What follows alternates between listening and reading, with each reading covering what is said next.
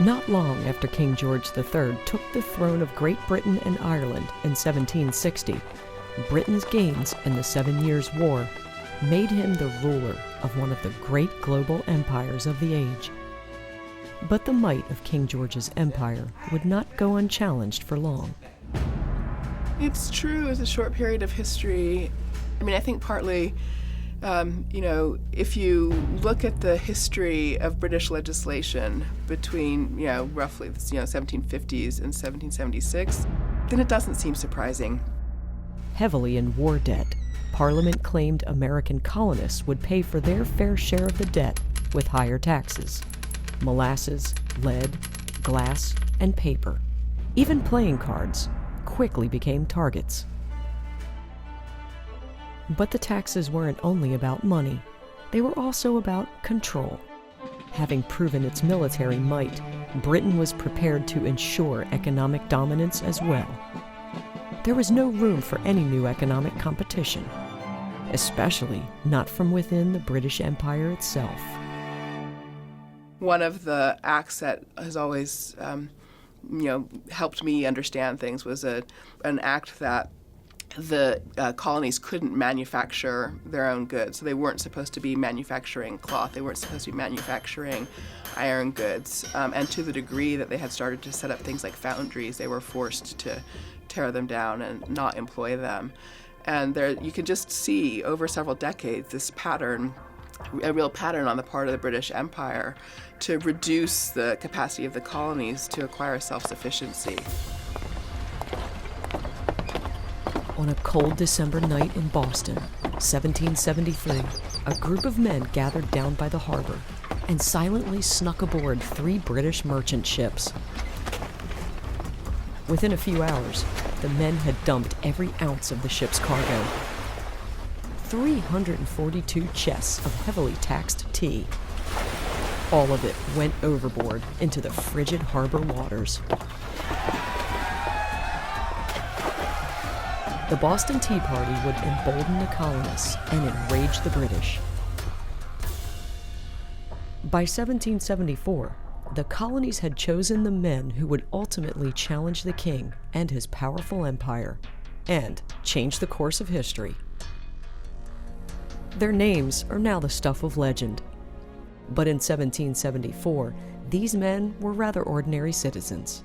Among them were George Washington of Virginia, a former militiaman who had retired in 1758, Roger Sherman of Connecticut, a judge with no formal legal education, Thomas Jefferson, an eccentric and reclusive intellectual, rarely seen outside of his grand Virginian estate, and John Adams of Massachusetts, a fiery lawyer who loved his books.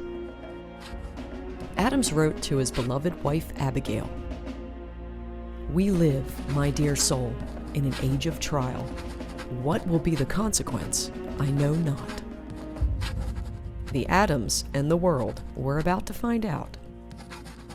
So that period from 1774 to 1776 is interesting to me because it's really about, you can use the language of tipping point, right? You start off with a few radicals who can see a path forward, and then the question is, what does it take for everybody else to come around with them such that by July 4th, 1776, you can have the unanimous declaration of the 13 United States.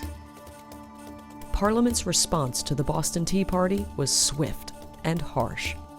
The colony of Massachusetts was stripped of its right to self-governance, and the port of Boston was shut down. Still, the colonies had not yet given up hope that the king and Parliament would hear their complaints. They were not yet looking to revolt. They were looking to negotiate. In various ways, each colony had, at particular points in time, been sending letters of complaint to Britain about particular policies. And starting out of Massachusetts, there was an effort to start sharing these efforts, to collaborate on them. And a point came at which they thought that they needed to just send shared messages to Britain. And that was really the origins for Continental Congress. So that's the important turning point moment there, where the sense of grievance against the king had culminated in an agreement to collaborate. By the fall of 1774, delegates from all corners of the colonies were on their way to Philadelphia, Pennsylvania. They were farmers and lawyers, merchants and soldiers. They rode to Pennsylvania to demand the freedom to conduct their lives free from burdensome taxation and direct parliamentary control. They couldn't know then what the coming months had in store. So why these men? Why now? Well, to some extent, I think they had a lot of good fortune and luck. So the Atlantic Ocean, made a big difference. They'd had the space to learn how to run their own lives. So for all the breadth of the British Empire, it had governed its colonies with a relatively light hand and, small numbers of military and that sort of thing, especially sort of in the earliest years. The people who assembled in Philadelphia were among the best educated people that have ever assembled in any place, anytime, anywhere. And obviously in Europe, the 1600s and 1700s were a period of great philosophical innovation and political thinking, as people in various ways challenged the concept of monarchy. And this group of people in Philadelphia was ready to draw on all of that. Between 1774 and 1776, Continental Congress would convene in Philadelphia 3 times, each meeting more urgent than the last. Their written accounts are our only window into these months of historical meetings, boisterous pub arguments, and private political musings. If you look at the letters of the men in Continental Congress, you'll see both these wonderful snapshots of actual conversations they had in the bar, in the tavern with so-and-so, or the sermon they went to hear last Sunday where, there's this great one that John Adams described where a minister called Duffel describes the course of events as requiring independence and overthrowing the king who's like a pharaoh. And so you can see the ideas that are in the Declaration developing. And so it's not just that you can see the pieces of the conversation, but you can also see when people are talking behind each other's backs and so forth. So we just have a window into the actual politicking of the period. The business of Congress is tedious beyond expression. Every man in it is a great man, an orator, a critic, a statesman. The consequence of this is that business is drawn and spun out to an immeasurable length. There's this incredible letter from Edward Rutledge of South Carolina to John Jay of New York in the period of the debates over the Declaration, where he says, "Get your butt back here to Philadelphia. I can't believe what these people are doing, the kinds of leveling principles," that's his language he's using, that they're introducing in these arguments, and you've got to get back here and help me stop it. But at the same time, they're constantly writing letters back home to wives, but also to politicians who are back home. And in each, they're desperately seeking news. And you have to remember, right, this is a period where the news didn't travel instantaneously. So just in order to know what was going on, they had to be sort of sucking information from anybody they knew in other parts of the colonies. As tensions rose between the colonies and the British, news became even more invaluable. By the time delegates gathered in Pennsylvania for the second time, in the summer of 1775, shots had already been fired at Lexington and Concord. The British were conducting military raids up and down the New England coast. As the new delegates rode north to Philadelphia, couriers from Boston raced south to bring Congress news of the Battle of Bunker Hill. Congress needed news as fast as a horse and rider could carry it. That meant news from Boston might reach Philadelphia within a week. And they needed it from everywhere. In the fall of 1775, October, I think, Congress put ads in all the newspapers all over the colonies asking people to write into them with their accounts of what the British were up to and their opinions of what the British were doing. Meanwhile, it was becoming increasingly clear that reconciliation with the British might no longer be possible. But what the colony's next steps might be, no one yet knew. John Adams was among those determined to figure it out. I mean, the letters between John and Abigail Adams are amazing, and Abigail is always reporting, that she's just seen so-and-so, and they've been talking about Thomas Paine's Common Sense, and John was always, he did not like Tom Paine's Common Sense, and in fact, his own pamphlets and thoughts on government was his effort to do better than Tom Paine, and so you could tell every time that Abigail's sharing with him another point where somebody else is talking about Tom Paine again, he's very annoyed and he wants to get the subject back to his own contributions to figuring out right forms of government. And this was no easy task. But as 1775 wore on and tensions continued to rise, the question of independence became increasingly more urgent. But even as late as early 1776, not all of the colonies were on the same page. I mean, Massachusetts was really a hotbed of radicalism. It was the most radical of the colonies from the earliest point. And in Massachusetts, once fighting had begun, opinion sort of crystallized quite quickly on the side of the radicals. Yet, even in radical Massachusetts, the movement towards declaring official support for independence was painfully slow. The road to popular support was even rockier in other colonies. Rhode Island worried about massive backlash from the colony's Quaker population. New York refused to declare a position.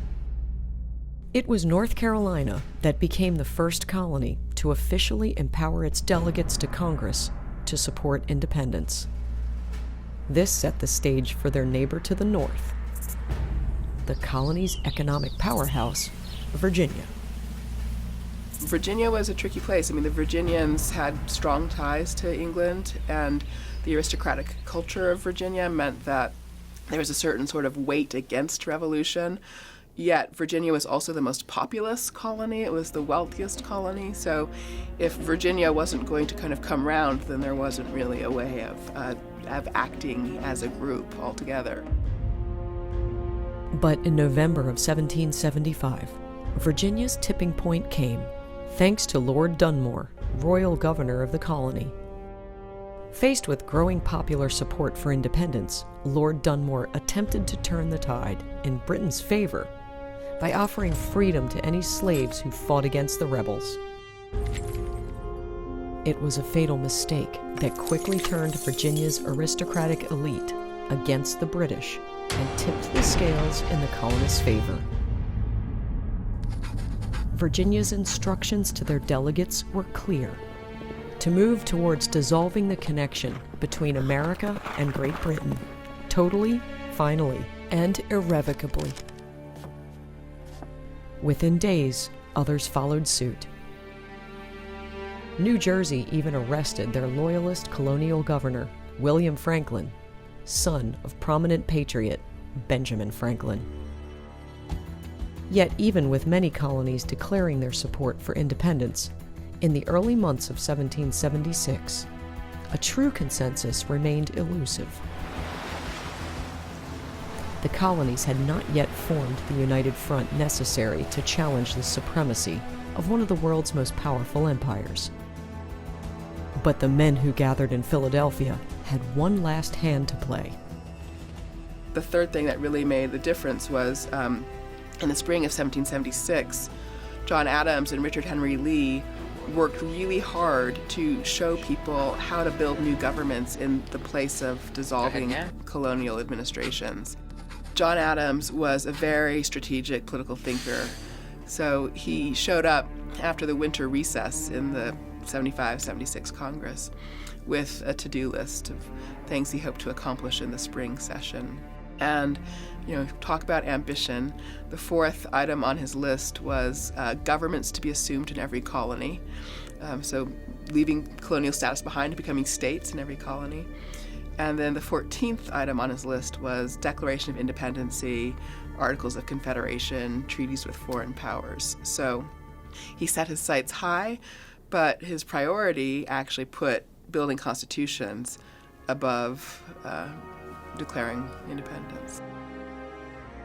By July 1776, Georgia, South Carolina, Virginia, New Jersey, and New Hampshire have each drafted a state constitution.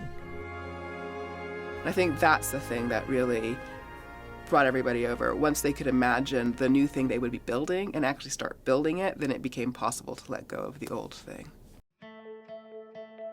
When it came down to it, out of all the bright men gathered in Philadelphia, only a small group could tackle the task of drafting the document that would declare the colony's independence, effectively declare war with the mighty British Empire, and justify the colony's actions to the whole world.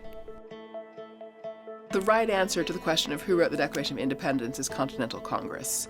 And then, if you want layers beyond that, then the Committee of Five that submitted the Declaration to Congress. And then within that Committee of Five, so the Committee of Five was Jefferson, John Adams, Benjamin Franklin, Roger Sherman, and Robert Livingston.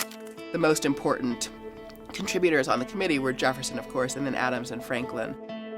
Of these 5 men, 2 stand out: John Adams and Thomas Jefferson. The 2 men could not have been more different. Yet, without both, the Declaration as we know it today would not exist. If I had a surprise in digging into this material, the surprise for me was not that things happened so quickly from 74 to 76. It was in just how important John Adams was to this period, as well as a kind of behind-the-scenes, arm-twisting, get into people's faces kind of politician. Adams' time in Philadelphia was consumed with official meetings and after-hour debates with other congressional delegates at the nearby tavern. He was a natural leader and a savvy politician. Thomas Jefferson was not. Thomas Jefferson is just such a complicated figure. He was very young, right, in 1776, I think 32. And he was already famous as of 1774 as a writer for that pamphlet, Summary View. But he was not really a man of politics, strangely. For all that we think of him as president and everything that he did, he was a very reclusive individual. He was an intellectual. I think of him as a person who really lived so intensively in the world of ideas that he failed routinely to make the transition from ideas to the world of material realities. He largely kept to himself and was not invited to join Congress until 1775. Before then, he had taken to mailing Congress long-winded political musings that were rarely taken seriously. Even when he traveled to Philadelphia, Jefferson kept his distance. He chooses lodgings that are remote from where the other delegates are living. And it's a really strong contrast to John Adams, whose lodgings were across the street from the city tavern, which is where the members of Congress, politicked late into the night after they had finished their official sessions. So they met, right, only in that fall of 1775 when Jefferson finally joined Congress. But somehow between the fall of 75 and the spring of 1776, they had developed more of a relationship. And so Adams called on him as a writer when they got to the moment of being ready to write the Declaration. When in the course of human events it becomes necessary for one people to dissolve the political bands which have connected them with another, and to assume among the powers of the earth the separate and equal station to which the laws of nature and the nature's God entitle them, a decent respect to the opinions of mankind requires that they should declare the causes which impel them to the separation.